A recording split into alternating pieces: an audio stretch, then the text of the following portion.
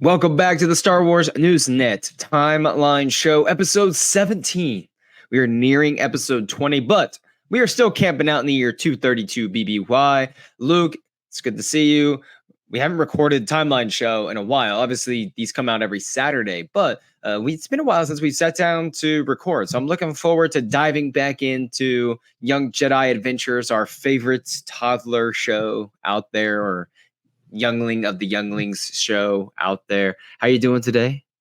Hanging in there? Pretty well. It's a great Sunday here. And yeah, I'm super stoked to cover another one of these Young Jedi Adventure episodes because the messaging is always so clear. I feel like the lesson to be learned is very obvious, and it's always a great one. So yeah, they have something to say. These, Star Wars is truly for everyone, and these have something to say. It's fun to just go back and do a quick synopsis and look at the Easter eggs. So episode 3, part 1 is Get Well Nubs. I'll put this up here. I'll put it back up there in a second. Nubs, Get Well Nubs. The second part will be called The Junk Giant. But the synopsis here, Kai and Liz are seeking out a cure for Nub's illness. Showrunner, of course, Michael Olson. This is taking place in Phase 1 of the High Republic, the year 232 BBY, and it's released on Star Wars Day 2023. But for the most part, here our trio is excited for a class field trip to the Kublop Geyser that erupts just once a year. However, Nubs gets sick and he can't go unless Kai and Liz get the leaves of a Yara plant, which is only on the top of a giant tempo tree far away. And ultimately, though, the two are going to climb the giant tree, work together. They overcome a giant Gangol guarding the plant. This just giant, kind of monstrous creature to get Nubs his special tea. The lesson, though, in this one, kind of the theme of this part was that essentially how to work together as a team and listen to others was kind of a big one of Kai and Liz having to learn to work together. Normally it's the trio, but today it was just a duo between the two of them. What did you think about just general synopsis of the story? And then I got several little bullet points for little Easter eggs / random intrusive thoughts I had while watching the episode. I've got a few of those myself, but yeah, I thought this was a good episode. So funny enough, I just hosted my 8-year-old nephew. Perfect. And so yeah, these lessons are definitely like geared toward these kids who, and he's an only child. So like he hasn't maybe learned to share the best. And so sometimes when there's a lesson like this, where it's really all about someone else keeping you in check, you keeping someone else in check, and that actually works together better than you just working by yourself.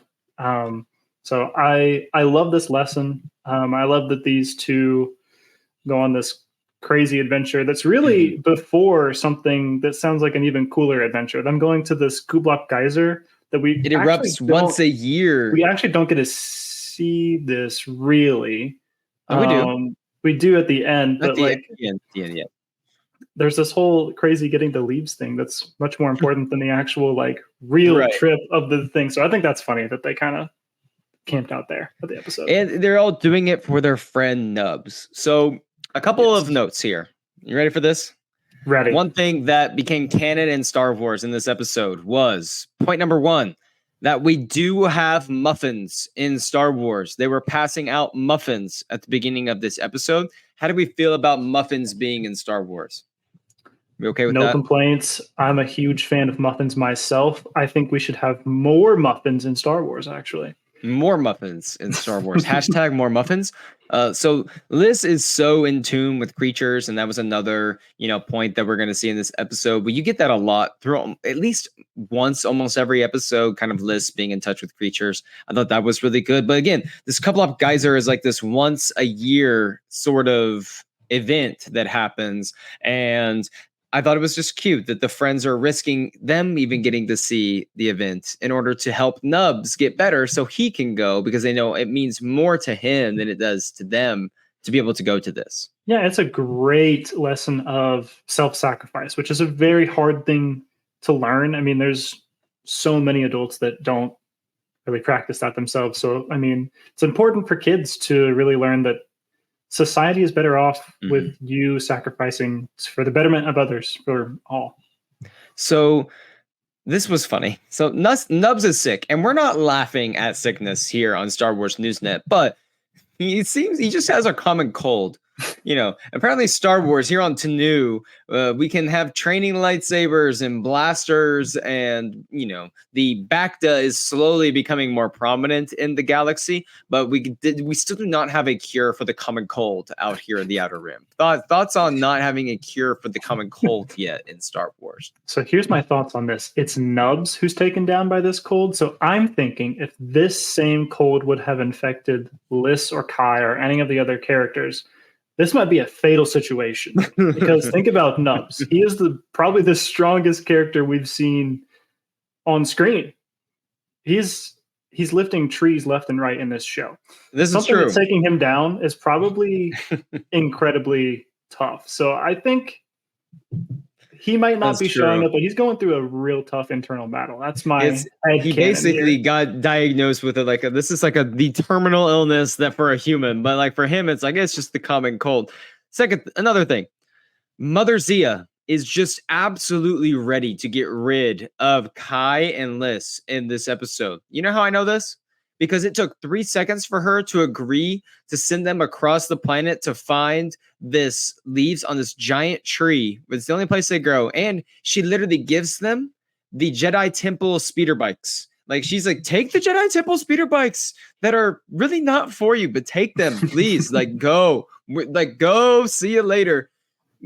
Master Zia is just the most wishy-washy parent in the entire Star Wars galaxy. She's not really a parent, she's just the master, but she's basically in that parental, figure here. Sometimes she goes with them on these missions to provide that guidance. Other times she's literally just, had a long day at work. I'm still, trying to a Jedi in training as well, trying to find my own balance in the Force. And sometimes I just don't have time for these kids. Like, take the speeders, get out of here, have fun. I think it's so hilarious being an adult watching this, and it feels like you get home from work and Master Z is like, here's your iPad, kid. Like, I'm not dealing with you today. I'm done. Go. Check it out. Go. So, two cool things. Flitterpods and bifferflies were introduced in this episode. A couple of neat Star Wars little creatures that Liss kept getting distracted by on the speeder bike. Who can blame the sweetheart? They also have grappling hooks in their pockets. What other, if they have grappling hooks in their pockets, what else do you think they could have in their little tool belt there? I think with such little supervision, they might have thermal detonators in there. I mean, they're just going to blow up anything they need to get that Yara plant. I mean, I'm just thinking. I would love to see talking to Kai. Kai, hold on. Here's my thermal detonator. Kai's just random because he's like the crazy one who needs to slow down. I can't imagine in a haste everything he just threw into his pocket or just in his bag. It's probably a pencil, just office supplies, as well as this grappling hook, just the most random things. One of those disruptors from Rebels that they try to that they ban at some point. Gosh. So they get finally to the top of this tree. It's this really difficult climb. And I have to say, this is obviously for little kids, but the waterfalls on top of the tree, it was a really cool Star Wars landscape. It reminded me of in Jedi Fallen Order when you're on Kashyyyk and you're climb up to the top of one of those trees right before you kind of get attacked or whatever, and you're there and you kind of see just the landscape of Kashyyyk. It's this just awe-inspiring moment when you reach kind of the summit of the climb, and I was that was a pretty cool to visual landscape to include in the little kids show. It was absolutely beautiful, and that's a really good point that Jedi Fallen Order gives you that same feel, and I think that it's kind of cool that kids don't have to miss out on that if they're not playing the video game. They get that too. They get this beautiful, serene. It's a heck of a climb to get up there, and then once you're there, it's completely, absolutely worth it. So then they have to work together to get around this gangle that's trying to keep them from getting to the leaves. Hands down, the best part though is when they come up with this plan, and it's Kai's going to distract it, and Liss is going to get the leaves. and Kai is literally running for his life, and Liz just sits and watches for a minute, and then she's just like, "Go, Kai, go!" And he's like, "Oh."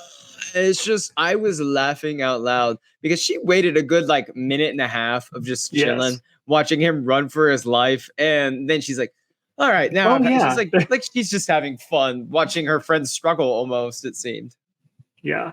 And I think I'm kind of a fan of that kind of relationship between characters on screen or in the books. Like, I love when they kind of mess with each other. Like, I know I'm going to push Kai to his limit, but I'm not going to go past it.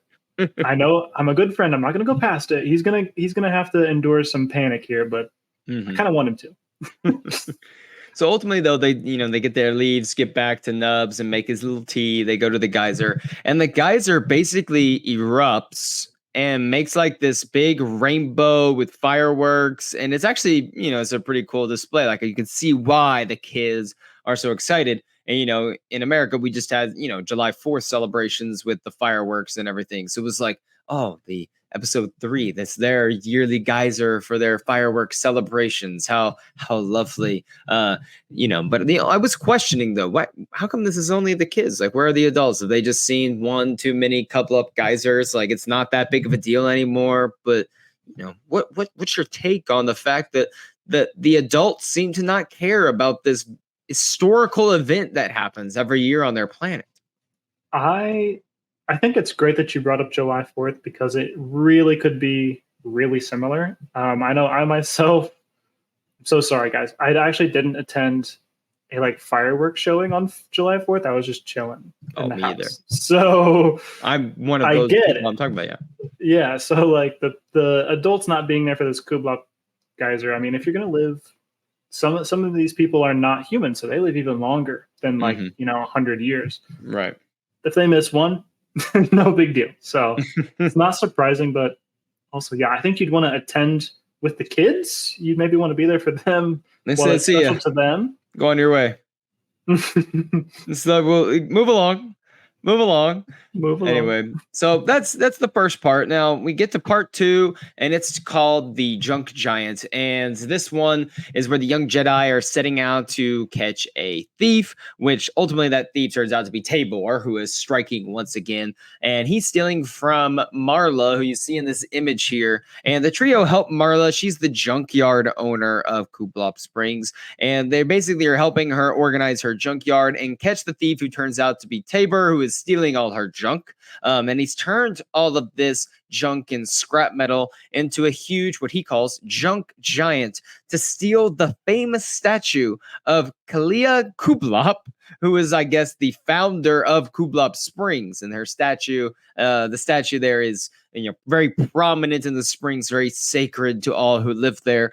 And ultimately, the Jedi work together to defeat him. But by doing so, they do this and turn the junk giants on their side, because Tabor throws the junk giant away, and they end up telling the junk giant that, you still have value, this droid, even though you were thrown away by your creator. So the theme or lesson here is kind of about how broken things are just waiting to be put back together, sort of, kind of thing. Like, just because something maybe, junk to one person, it's another person's treasure type of thing. Like, Marla has all this junk, and Kai's like, oh, this is just a bunch of garbage, like the Millennium Falcon almost. But, in the right hands, the Millennium Falcon can be, the ship that makes the Kessel run in under 12 parsecs. So what were your initial thoughts on the Junk Giant? I have to admit, this was probably my least favorite of every episode we've watched so far.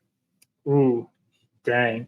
That's only 4 episodes, right now. Yeah. But so not that bad. I liked it fine. Again, I had some little it's a fun little thing to point out, but it's another good message that you shouldn't be discarding things too soon. Right. There's value in almost everything, and it feels like a good messaging for reduce, reuse, recycle. Let's help the earth. Yes.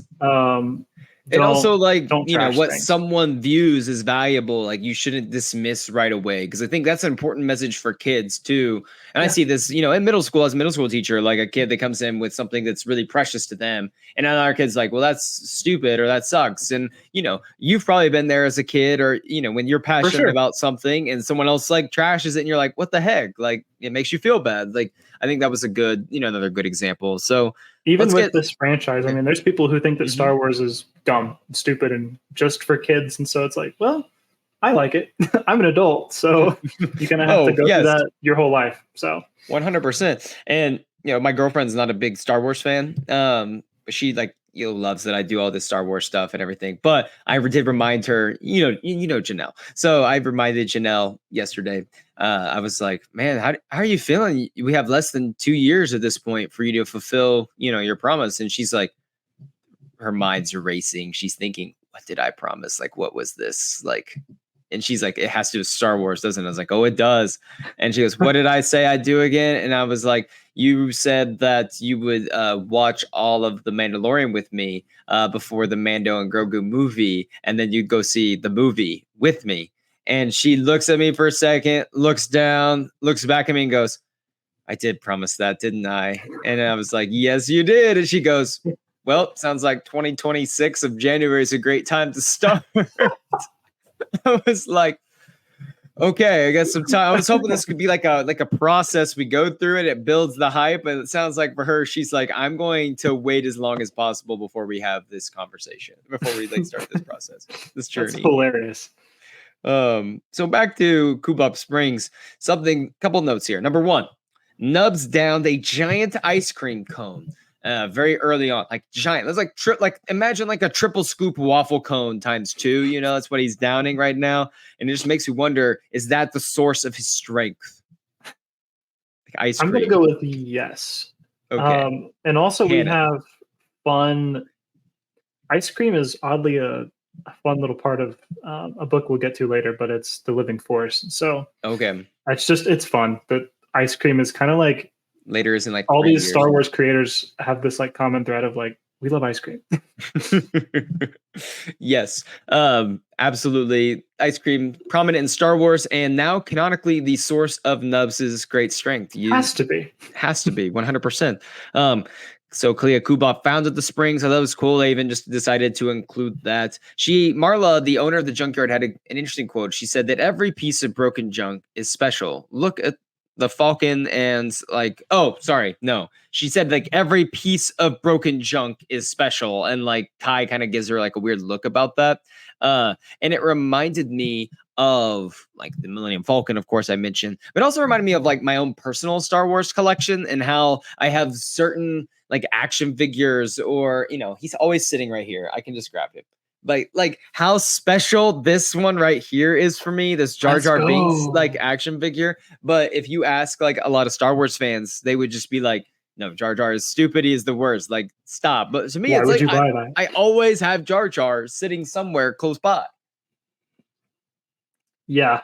And I've got a few knickknacks like that, and I've kind of left them at like the parents' house or something, but like my parents are not allowed to throw those away. Whenever I visit, I get out that little Yoda like, saber. We're keeping them in the storage. Like we're gonna keep it there. Like do not do anything with that for sure. Number 3 here is Nubs is like just carrying down this like giant object. Like he's picking up these giant pieces of metal in the junkyard and just moving them like it's nothing. So this is Nubs as a youngling. When Nubs is fully grown, will he be capable of like lifting the entire Jedi Temple on Coruscant up with his bare hands? You would think, and that's what I'm going to theorize, which may be plot wise why he never visits. I mean, we don't know that yet, but like that's why they moved him. It would be like he can't be on Coruscant because he'd be moving buildings. I love this. Once skyscraper falls, it starts a domino chain reaction effect throughout the entire city planet, and it just completely gets destroyed. Hands back to Nubs, and he does his little dance. So once again, we see Tabor have steal a plan from one of his little minions, where he has a plan. They're like, what if we like steal some more? And we just, things get bigger and better. And then Tabor's like, I have another idea. Let's steal things that are bigger and better. And I'm like, this freaking dude is the worst. Like, he is the worst. Thoughts on Tabor continuing to steal those ideas? I think I love this running joke, actually. It's not even new. Like, I've been seeing this in cartoons since I was watching them when I was a kid. Like, it's just pure comedy gold. Keep mining it. It's never going to run out. So the junk giant is literally like a junk giant. Like, it's literally a giant hunk of junk, and it just made me think of the Falcon again. But when the junk giant turns on Kylus and Nubs and they're moving throughout the city, Kylus and Nubs get stuck in this little room, and they have to try to get the door open because they're not able to use the force. It's too big for them to move. And I did make a note here. I laughed out loud. They're like, what are we going to do? And then there's this giant crane. This just happens to be sitting in the middle of the room. They're like, let's use the giant crane arm. It's like classic, like little kids TV. Like, what are we going to do? Oh, there's the giant crane. And then they can pick up the giant crane. Nubs picks up the giant crane and puts it there. And it's just like the classic, like little kids TV deal. That does happen a lot in this show. As I think I've prepped a couple other episodes after this one, and it's a very common theme where it's like, oh my gosh, guys, look at that. We need to go there. And it's like clearly already on screen. Yeah. So I love it. It's so good. Did you get Iron Giant vibes from I was this gonna bring episode? That up. Yes. Okay. Definitely. And I haven't watched that in a long time, but I remember I loved that so much as a kid. I love that. Maybe do revisit the Iron Giant episode. Make Star Wars how to parallels. Make it canon in Star Wars. Somehow, like, that's what we're gonna do. We're just gonna do like movies that we actually just want to watch, and we're just make episodes out of them. Like, how does this relate to the Star Wars timeline? Top Gun Maverick. How does Top Gun Maverick relate to Star Wars? Well, you see the trench run that he goes on. It's basically a microcosm of episode 4. So moving on to episode 4 now. Part 1 is called Liz and the Snowy Mountain. Basically just called like Liz and the Snowy Mountain Rescue. Or it just might actually be called the Snowy Mountain Rescue. I think I just put Liz on there because she was the main character as well. I think that is actually the title, the full thing, Liz and the Snowy Mountain Rescue. Which makes sense because it's a Liz story. And the trio here is on the planet of Andraven. And they end up moving a group of beings, like little creatures called Welligrins, to the orchard on the other side of the mountain where they will have plenty of food to survive. Throughout the journey, they encounter several avalanches and times where members of the group get lost. They go with the native species. I hope you remember the species name because I do not. I just, for those listening or watching, I guess, because they're not pictured here, they are basically like two-legged walking elephants, basically, because they have like the trunks like elephants. And, yes. Okay. But this was more of a Liz story. She's really hard on herself and disappointed when she felt like she was failing her friends. It seemed like, honestly, that anxiety was really starting to take over for her when she couldn't think of what to do and how to save their friend that was lost, Jam. But the theme and like the lesson here was to remember to breathe and focus and rely on yourself and your friends and what you know when you're in a tough spot, to forgive yourself for previous mistakes, because, you know, being too hard on yourself at that time for what has already happened isn't going to help you solve the problem in the future. So that was kind of the synopsis for part 1 of this one. But Luke, a Welligrin. Liz is riding a Welligrin and is learning faster than anyone. Like Jam and Gumar, the boys that are there watching her, the creatures that are there watching her, they were like, you're so good at this. So my question to you is, what Star Wars creature would you be able to learn to ride so quickly that everyone would be astonished at your abilities? Gosh, oh no. I love just putting you on the spot with like all the Star Wars creatures in the galaxy. Pick one. Yeah. So there's ones in Jedi Survivor that are like spammels, is what they're called. They're like a iguana became a giraffe. Like, it's a really weird looking thing, and I'd love to just like hop on it and just go. Just the way that Cal does, honestly, it's awesome. I remember like Mandalorian episode like 2 or whatever, or the first episode when he's with Queel and he's trying to ride the blurgs. The blurgs, yes. And he's like having problems, and Quill's just like, why are you having problems with this? Like, you're a freaking Mandalorian. Your ancestors rode the great mythosaur, and you're telling me you can't learn how to ride a blurg? That was funny, just roasting from Quill. Yeah. Rest in peace, Quill. I can't wait till in year 2036 when we get to the Mandalorian. I'm like, way out there. It's gonna be great. The planet is Andraven. Do you recall, have we ever visited the planet Andraven in Star Wars before, or is this like a brand new kind of planet that was established for this show?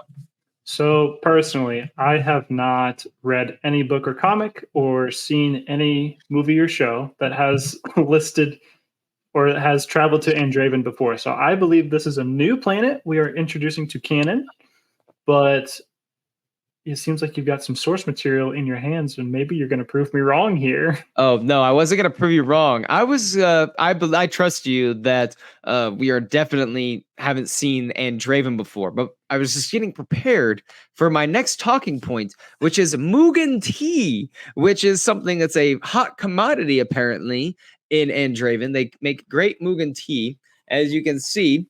I have a picture of Mugen tea that I will show here. You look. See the Mugen tea right there. Got the Mugen. So that looks good. I would have some. Just by looking at this, I've made this before. I have made this. Wow. Tell me this is all you need. For those listening, I'm about to give you some free stuff from the Star Wars Galaxy's Edge cookbook. Like, come on, this is like I get in trouble for reading these things, you know.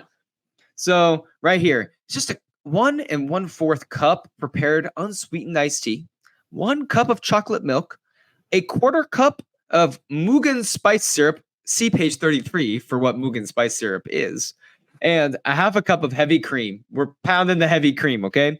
1 ounce of falernum, I can't say that word. 1 tablespoon of Christophsian sugar, see page 38 for Christophsian sugar, mixed with a 1/4 teaspoon ground cinnamon for sprinkling.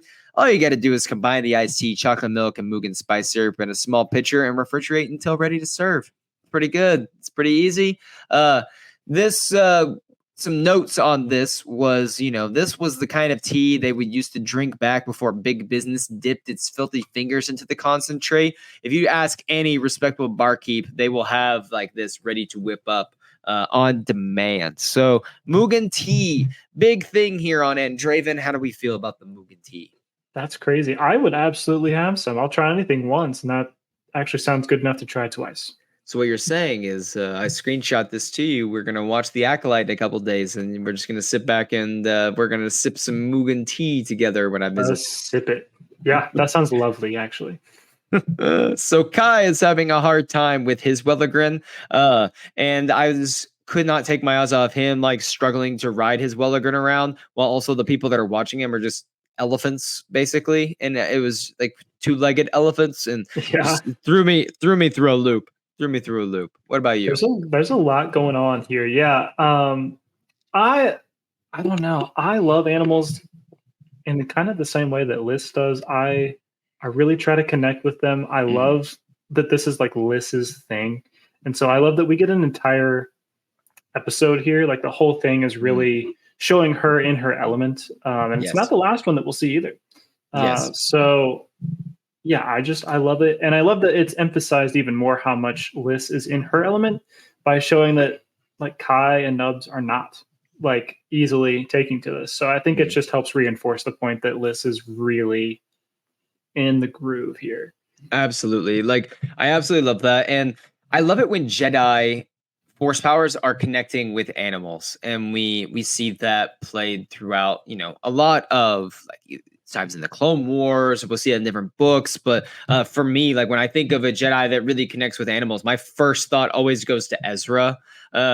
I don't know about you, but it always goes to Ezra. When someone tells me about a Jedi connecting through the Force with, creatures, I just think of Ezra connecting with Lothcats and then connecting with, the other creatures you see throughout Rebels to ultimately lead to hit the big, the Loth wolves and the Purgle, element that, ultimately comes into play at the end of the show. And I don't know about you, but like, that's what I think of. Yeah. That's top of mind. And also Rey has a good connection with the giant snake. on Pisana Yes. that she What is heals. it called? The giant? I guess it is just a giant snake because C-3PO is just like serpent, serpent. It does have like an actual name. I know that, but I cannot remember what the name of it is. You know who is terrible with that creatures is Cal Kestis. That guy has no creature ability whatsoever. He has nothing because every time you encounter a freaking animal or creature in Jedi Fallen Order or Survivor, he's whipping out the lightsaber immediately on the attack because Ogdo Bogdo's somewhere ready to stick his giant frog tongue at him. Oh, yeah. Yeah. He's I don't think he'd fit in well with the Young Jedi. He would not be a good master. Great guy, not a good master for these kids. Sees like a loth cat just walking up, and the kid's like reaching out with the force. He immediately like you go double bladed lightsaber, retract, double L, like double X, and kill it immediately. I guess he fell from the order. So I thought it was funny the kind of leader of these people that's there trying to get the younglings to take the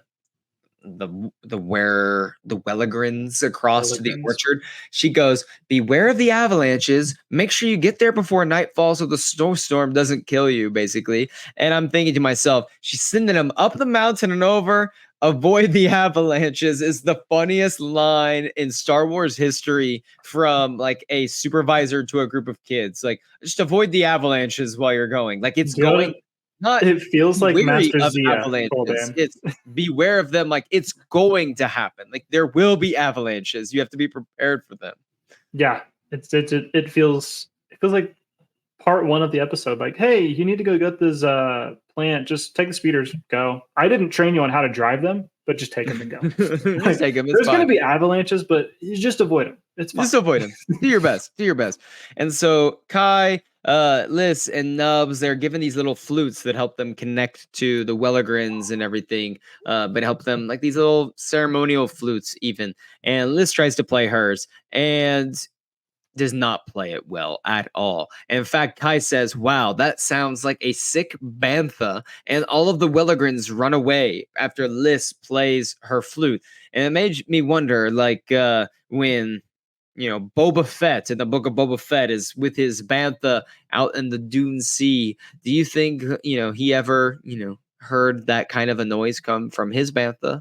And that's part of the reason why he actually told it to go away, make baby banthas. You're free to roam the Dune Sea. What a scene in that show. But yeah, my personal take on that is precisely the sound that a sick bantha does make. And so really, it's not a figure of speech here from Kai. This is literal, his actual thoughts. This is real. Oh, it reminds me. I was at MegaCon with Tamora Morrison's like panel. And it was so fun because Tamora Morrison was just like he's doing like a bantha thing, and he just watching him stand up in his chair during the panel and go, like a bantha. He's like, I have my gappy stick and my bantha at my side. I was unstoppable. I was like, this is just peak. It was absolutely peak. So couple of things. Jam the elephant kept wandering off and nearly cost the group their lives. Freaking Jam. Like, come on, this little kid that's wandering off everywhere. There's always the little kid that just refuses to stay with the group, right? Yeah. I think that if I become a parent someday, I'm going to like try to just go super hard on. I don't want to be a helicopter parent, but like this happens to every kid. They just wander off. And so I'm like, how do you not like try to hedge your bet here? Without being a leash parent, would you be like, what do you think about the ones where the kids are on leashes? The parents, not to like discredit any form of parenting, but I remember I'll walk around, like you walking around and you see like the kids on like the leashes and the parents like just start they start pulling too hard. It's like there's a little yank back, and I'm thinking to myself, like, is your kid really just gonna run away if you do that? Like, we haven't trained. I guess in today's day and age, like, you don't want to lose your kid, obviously. So like maybe having a leash is good, but at the same time, it does make me laugh every time I see a kid like on a leash. And the best part is when you see him on a leash and they're like there's someone like right next to him walking their dog too at the same time. The image is not good. No, it is not. But ultimately, oh yeah, go ahead. There's actually something we forgot to bring up when we first brought up the Welligrin, and that's that they have this kind of cool feature about them where they like swim through the snow, and it reminded me. Yes. It reminds me of like the crate dragon from Mm. the Mandoverse that swims through the sand. So it's just Okay. a really cool little parallel there that we saw. That is cool. I like that. I love it when different creatures can remind us of other things. That's primarily why we're going through this. Obviously, it's in the Star Wars timeline, but these aren't necessarily made for us. But it's fun to go through and just say like, oh, that reminds me of this, and just shoot the breeze on some of these Star Wars shows and really, if I'm on concepts. that vein, one more is that Marla from last episode is a Chadrafan species, and that is the same as Dr. Uttersond, who we will see later on in this year of Okay. the Yes. High Republic. So That's so good. yeah, You're the fun stuff there. species and creature guy. Like it's just fantastic. I love it so much. Oh, I love you so much, Luke. And so moving on now, the breathe and focus, and it's part of the themes and lessons I mentioned earlier kind of takes place as Liz is worried about finding Jam, worried about getting the Welligrans to where they need to, and ultimately, basically, they come up with a plan to use the flutes to signal back and forth to each other. They meet up, and then another avalanche, of course, hits. But then now they, as you said, the Welligrans can swim through the snow. So they hop on a Welligran and they ride the avalanche down to meet their friends at the orchard. And everyone makes it safely. I assume. Yes. Trauma. I mean, that was a cool scene to be like, it felt maybe a little Two Towers-ish, like you're coming down the hill, like to victory. Here we go. For the king! Yeah. For the Mugen tea! Basically. For the Mugen tea. So part 2 is called Attack of the Training Droids. Here we just see the group really wanting to impress Master Yoda and Master Zia by being able to collect a beacon off of a training droid during their training exercises. They rushed this particular task and couldn't complete it. They failed, but therein lies the lesson and the theme of the episode, which is taking the necessary time to do things the right way. Yoda tries to explain this to them at first. They kind of ignore it because when Master Z and Yoda go on their brief mission, they task Kai, Liz, and Nuz with cleaning the training grounds. And instead, Kai decides, well, we're going to reprogram the training droids to clean so that way we have more time to train and practice. Ultimately, though, the droids go haywire and end up trying to stack and clean everything everywhere out of control, and it causes chaos, and they have to work together, slow down, remember that doing things sometimes the slower or the harder way is actually the right way, and ultimately it gets them a free training lesson with Master Yoda at the end, so kind of works out. Exactly. That is invaluable. And I kind of want to know where in the world or where in the galaxy are Yoda and Master Zia going that they are leaving these children alone. These children are not old enough to really like make their own food or like really be on their own. So I'm like, well, don't remember, there's a droid. There's that droid that's in charge, like J3 or whatever, J1 or whatever. He's in charge. I think you're right, but still, it's funny to me. It's funny too for High Republic fans that know that very soon, like the Nile are going to start attacking and things. And it's like, we'll just leave them on our own. Like the Nile won't take nothing to see here. Very on par for Yoda to say, goodbye, I'm not going to be here. Just when things get tough, he says, yeah, I'm out. Peace out here. The kids, they're trying to get the beacon. Those training droids are no joke. Like they're moving pretty fast with their with what they got, but then Yoda decides to give his own demonstration.